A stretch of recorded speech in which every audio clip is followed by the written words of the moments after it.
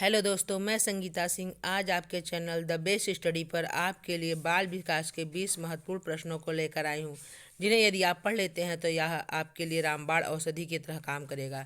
यह आपके UP TET, MP TET, C TET तथा सभी टेट परीक्षाओं में पूछे जाने वाले प्रश्न हैं। अतः दोस्तों, इस प्रश्न को ध्यान से एक बार जरूर देख लीजिए। चलिए दोस्तों, शुरू करते हैं आज का पहला प्रश्न। आपके स्क्रीन पर पहला प्रश्न है, अच्छे प्रश्नों की विशेषताएं होती हैं। ए, प्रश्न उद्देश्य पर आधारित हो। बी, उत्तर लिखने की सीमा निर्धारित हो। सी, सरल भाषा का प्रयोग हो। डी, प्रश्नों का स्वरूप विषय वस्तु पर निर्धारित हो। तो बताइए दोस्तों, इसका सही जवाब क्या होगा? अच्छे प्रश्नों की क्या विशेषता होती है? ऑप्शन नंबर ए है ए और बी, बी और डी। ऑप्शन नंबर सी, सी और ए, डी यह सभी। तो दोस्तों, इसका सही जवाब बताइए क्या होगा? फ्रेंड, इसका सही जवाब है ऑप्शन नंबर डी, ये सभी अच्छे प्रश्न की विशेषताएं होती हैं। चलिए दोस्तों, अगले प्रश्न की तरफ चलते हैं। आज का दूसरा प्रश्न आपके स्क्रीन पर है। आजकल इस बात पर अधिक जोर दिया जाता है कि छात्रों में विषय वस्तु को रटने की प्रवृत्ति को कम करने के लिए प्रश्नों का निर्माण किया जाए। किस प्रकार के प्रश्नों से बालकों में रटने की प्रवृत्ति को बढ़ावा मिलता है? ऑप्शन नंबर ए, अति लघु उत्तरी प्रश्न। बी, वस्तुनिष्ठ प्रश्न। सी, निबंधात्मक प्रश्न। डी, वैकल्पिक प्रश्न। तो दोस्तों, इसका सही जवाब आपको बताना है कि किस प्रकार के प्रश्नों से बालकों में रटने की प्रवृत्ति को बढ़ावा मिलता है। तो दोस्तों, इसका सही जवाब होगा ऑप्शन नंबर सी, निबंधात्मक प्रश्नों से बालकों में रटने की क्षमता का बढ़ावा मिलता है। चलिए दोस्तों, अगले प्रश्न की तरफ चलते हैं। अगला प्रश्न है प्रश्न संख्या 3। आपको किसी छात्र के बारे में यह मूल्यांकन करना है कि वह दी गई समस्या के बारे में अपने व्यक्तिगत मूल दृष्टिकोण को व्यक्त कर पाता है या नहीं। इसके लिए आप किस प्रकार के प्रश्नों का निर्माण करेंगे? ऑप्शन नंबर ए, अतिलघु प्रश्न। ऑप्शन नंबर बी, निबंधात्मक प्रश्न। ऑप्शन नंबर सी, वस्तुनिष्ठ प्रश्न। ऑप्शन नंबर डी, वैकल्पिक प्रश्न। तो बताइए दोस्तों, इसका सही जवाब क्या होगा? फ्रेंड, इसका सही जवाब होगा ऑप्शन नंबर बी, निबंधात्मक प्रश्न। निबंधात्मक प्रश्न से दोस्तों आप किसी व्यक्ति के दृष्टिकोण को पहचान सकते हैं। चलिए फ्रेंड, अगले प्रश्न की तरफ चलते हैं। अगला प्रश्न है प्रश्न संख्या 4।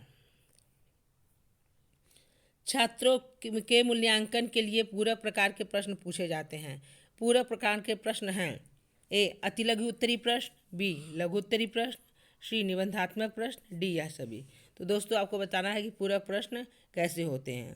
फ्रेंड, इसका सही जवाब है ऑप्शन नंबर डी, सभी प्रश्न पूरक हैं। अति लघु, लघु, निबंधात्मक सभी प्रकार के प्रश्नों को हम पूरक प्रश्न कहते हैं। चलिए अगले प्रश्न की तरफ चलते हैं। अगला प्रश्न आपकी स्क्रीन पे है प्रश्न संख्या 5।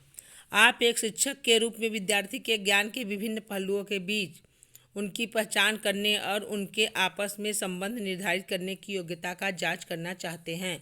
इसके लिए आपको किस प्रकार के प्रश्नों का निर्माण करना चाहिए? बताना है दोस्तों कि आपको किस प्रकार का प्रश्न का निर्माण करना चाहिए इस काम के लिए। ए, निबंधात्मक। बी, अतिलघु प्रश्न। सी, वस्तुनिष्ठ प्रश्न। डी, मिलान वाले प्रश्न। तो बताइए दोस्तों, इसका क्या जवाब होगा? फ्रेंड, इसका सही जवाब होगा ऑप्शन नंबर बी, निबंधात्मक प्रश्न। चलिए फ्रेंड, अगले प्रश्न की तरफ चलते हैं। अगला प्रश्न आपके स्क्रीन पर है प्रश्न संख्या 6। प्रश्नों के कई प्रकार होते हैं। पौधों एवं जानवरों में 4 अंतर बताइए। यह प्रश्न किस प्रकार के प्रश्न का उदाहरण है? ए, लघुत्तरी प्रश्न। बी, वस्तुनिष्ठ प्रश्न। सी, निबंधात्मक प्रश्न। डी, इनमें से कोई नहीं। तो बताइए दोस्तों, इसका क्या जवाब होगा? इसका जवाब होगा दोस्तों ऑप्शन नंबर ए, लघु उत्तरीय प्रश्न।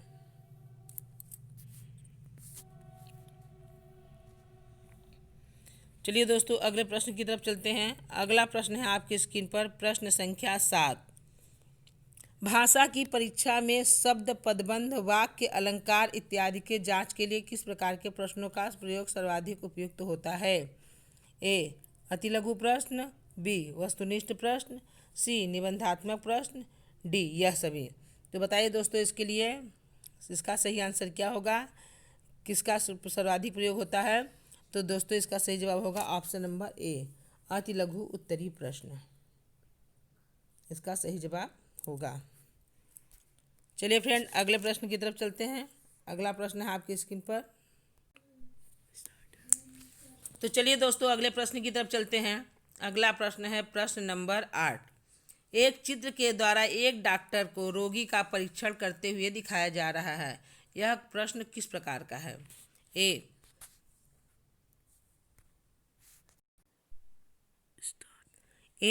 चित्रात्मक प्रश्न, बी लघु उत्तरीय प्रश्न, सी अति लघु उत्तरीय प्रश्न, डी वस्तुनिष्ठ प्रश्न। बताइए दोस्तों इसका सही जवाब क्या होगा कि एक चित्र के द्वारा डॉक्टर को रोगी का परीक्षण करते हुए दिखाया जा रहा है, यह कौन सा प्रश्न है? तो दोस्तों जैसा कि प्रश्न से ही समझ में आ रहा है कि इसका सही जवाब होगा ऑप्शन नंबर ए, चित्रात्मक प्रश्न।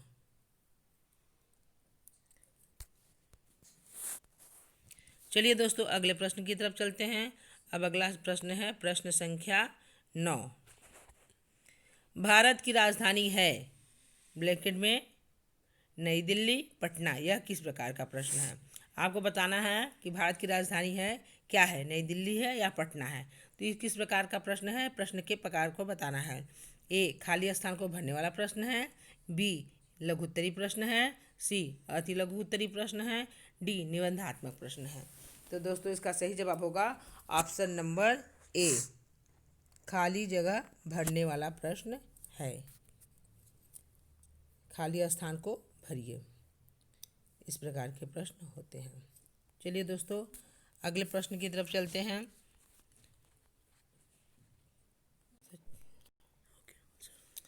प्रश्न संख्या 10। चयन प्रकार के सभी प्रकार के प्रश्न ही होते हैं। आपको बताना है कि जो चयन प्रकार के प्रश्न होते हैं किस प्रकार के प्रश्न होते हैं।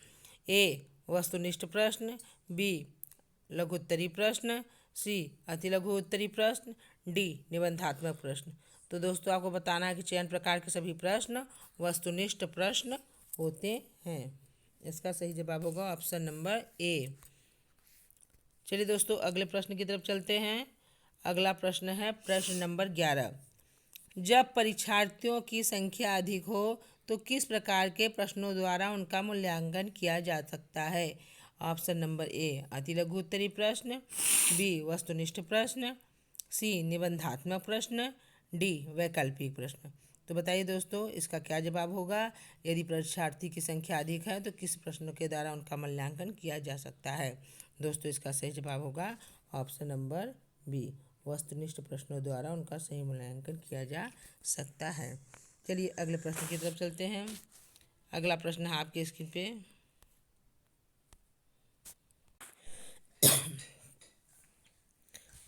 तो चलिए दोस्तों अगले प्रश्न की तरफ। अगला प्रश्न है प्रश्न नंबर 12। आकलन को कितने वर्गों में वर्गीकृत किया जाता है? Option number A 3, B 4, C 5, D 7। तो बताइए दोस्तों आकलन को कितने वर्गों में वर्गीकृत किया गया है? फ्रेंड इसका सही जवाब होगा ऑप्शन नंबर सी, 5 वर्गों में वर्गीकृत किया गया है। चलिए फ्रेंड अगले प्रश्न की तरफ चलते हैं। अगला प्रश्न है आपके स्क्रीन पर प्रश्न नंबर 13। निम्न कथनों पर विचार कीजिए। ए व्यक्तिगत आकलन में बच्चों को केंद्र में रखकर उनके कार्यों का आकलन किया जाता है।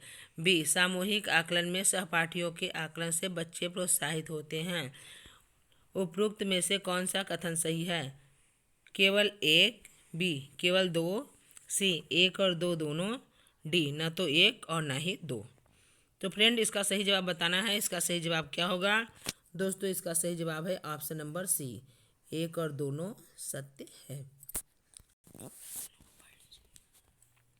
चलिए फ्रेंड अगले प्रश्न की तरफ चलते हैं। अगला प्रश्न है प्रश्न नंबर 14। निम्न में से कौन सा कथन सही है? ए आकलन में उपकरण निर्माण का, बी उपकरण निर्माण शिक्षकों के आकलन सामग्री निर्माण करने की योग्यता को परिलक्षित करती है। दोस्तों बी फिर से चलते हैं। बी ऑप्शन है उपकरण निर्माण शिक्षकों के आकलन सामग्री निर्माण करने की योग्यता को परिलक्षित करती है। सी आकलन प्रोजेक्ट कार्य का प्रयोग किया जाता है। डी उपरोक्त समय। तो दोस्तों इसका सही जवाब है ऑप्शन नंबर ए, आकलन के उपकरण निर्माण का महत्वपूर्ण स्थान होता है। चलिए फ्रेंड अगले प्रश्न की तरफ चलते हैं। अगला प्रश्न है आपकी स्क्रीन पर प्रश्न नंबर 15। आकलन में कौन से उपकरण बच्चों के विकास में सहायक होते हैं? कक्षा, बी विषयवार उपकरण, सी ए और बी दोनों, इनमें से कोई नहीं। तो बताइए दोस्तों इसका सही जवाब क्या होगा? फ्रेंड इसका सही जवाब होगा ऑप्शन नंबर सी, ए और बी दोनों। आकलन के उपकरण में कक्षा और विषयवार उपकरण दोनों की आवश्यकता होती है, इसलिए दोनों ही सहायक सामग्री हैं।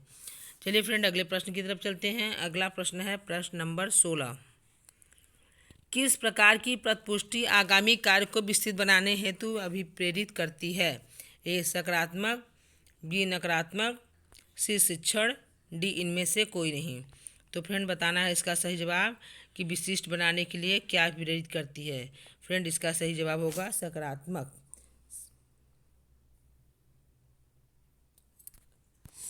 चलिए अगले प्रश्न की तरफ चलते हैं। अगला प्रश्न है आपकी स्क्रीन पर प्रश्न नंबर 17। संचयी रिकॉर्ड में निम्न में से कौन सी घटनाओं को शामिल किया जाता है? ए संबंध, बी व्यवहार, सी पसंद, डी या सभी। तो दोस्तों संचयी रिकॉर्ड में सभी को शामिल किया जाता है, संबंध, व्यवहार और पसंद, इसलिए इसका सही जवाब होगा ऑप्शन नंबर डी, ये सभी सत्य है। चलिए दोस्तों अगले प्रश्न की तरफ चलते हैं। अगला प्रश्न है प्रश्न नंबर 18। अधिगमकर्ता प्रोफाइल उपयोगी साबित होती है? किस लिए उपयोगी साबित होती है? स्वमूल्यांकन में, पुराने अनुभव को जानने में, सुधार के अवसर के रूप में, यह सभी। तो बताइए दोस्तों इसका सही जवाब क्या होगा?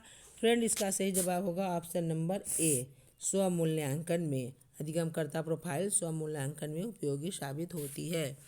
चलिए फ्रेंड अगले प्रश्न की तरफ चलते हैं। अगला प्रश्न है आपकी स्क्रीन पर प्रश्न नंबर 19। पोर्टफोलियो में बच्चे के किस गुण का आकलन शामिल होता है? ए व्यक्तित्व का, बी व्यवहार का, सी कार्यप्रणाली का, डी इनमें से कोई नहीं। तो बताना है दोस्तों कि पोर्टफोलियो में बच्चों के किस गुण का आकलन होता है? तो इसमें बच्चे के कार्यप्रणाली का आकलन होता है। इसका सही जवाब होगा ऑप्शन नंबर सी, कार्यप्रणाली। चलिए दोस्तों आज का अंतिम प्रश्न और 20वां प्रश्न। पोर्टफोलियो में रखी जाने वाली प्रमुख सामग्री निम्न में से कौन सी हैं? ए पेंटिंग, बी प्रशस्ति पत्र, सी बच्चों द्वारा लिखी गई कविताएं, डी या सभी। तो फ्रेंड इसका सही जवाब होगा ऑप्शन नंबर डी, ये सभी पोर्टफोलियो के अंतर्गत रखी जाती हैं। तो दोस्तों आज के लिए इतना ही प्रश्न। अगला प्रश्न अगले आने वाली वीडियो में। तब तक आपसे रिक्वेस्ट है कि अगर आपको हमारा चैनल जरा सा भी अच्छा लगा तो वीडियो को सब्सक्राइब कर दीजिएगा और लाइक तथा शेयर करना बिल्कुल मत भूलिएगा। चलिए धन्यवाद।